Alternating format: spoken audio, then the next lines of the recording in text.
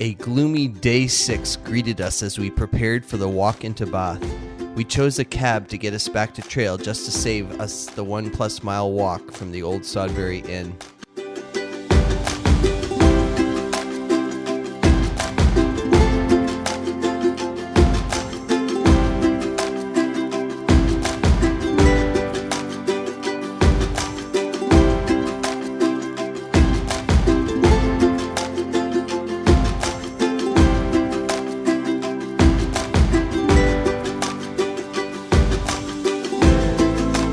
Early on in the day, we were walking around the Durham Trust. We were able to get a good view of it from the front, eventually, and it was enough to choose it as a future home.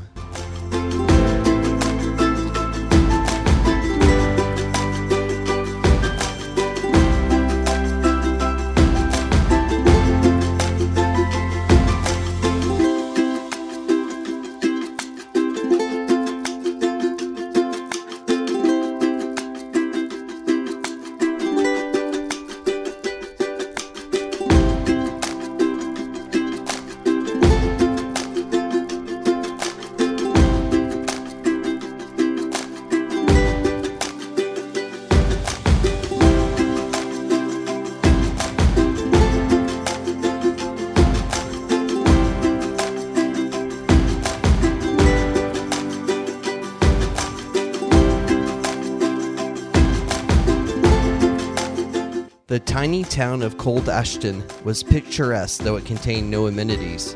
In fact, it was a long day without food, unless you count the gas station or petrol station in Pennsylvania.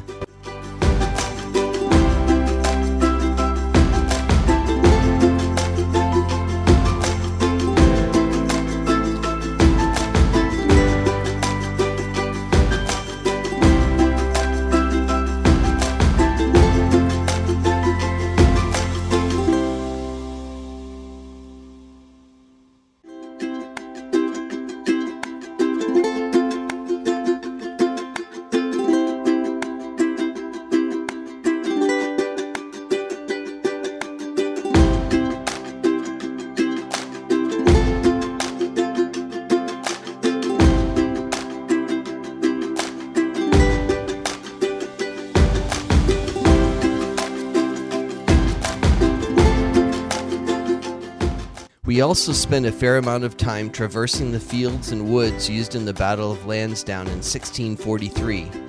Interestingly, the military leaders of each faction had grown up as childhood friends. It was a significant battle between the Royalists and the Parliamentarians, and while the Royalists forced the Parliamentarians to retreat, it was at such a high cost that they were also forced to regroup.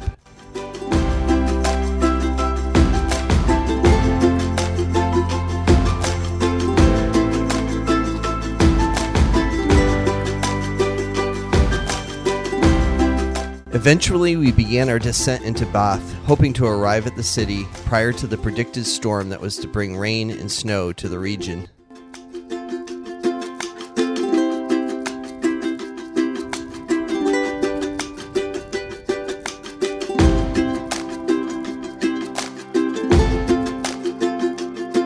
At one point, Jodie's hat got pulled off by a branch. As it is a Tottenham Hotspur hat, we believe that we have found an example of the little-known Gunner shrub.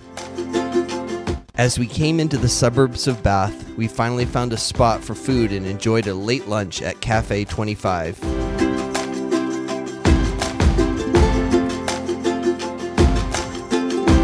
Then it was a walk through the streets into downtown Bath. It took us by the Royal Crescent, which is a set of attached townhomes, and further into downtown.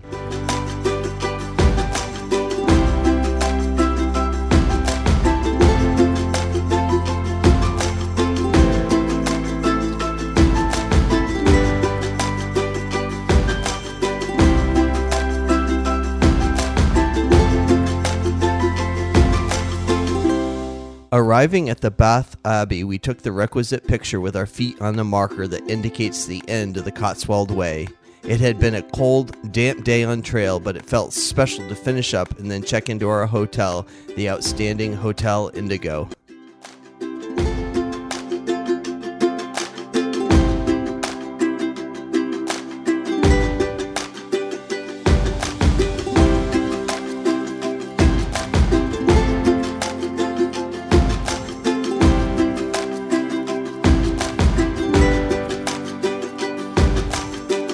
That evening we went out and got to experience the falling snow, though it never did accumulate on the ground before the weather warmed and it turned to rain.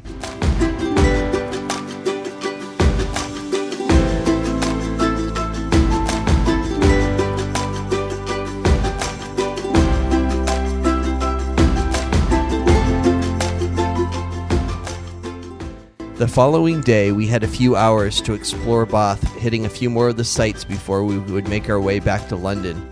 Highlights included touring the Abbey, visiting the Jane Austen Centre, and walking through the large park in the city.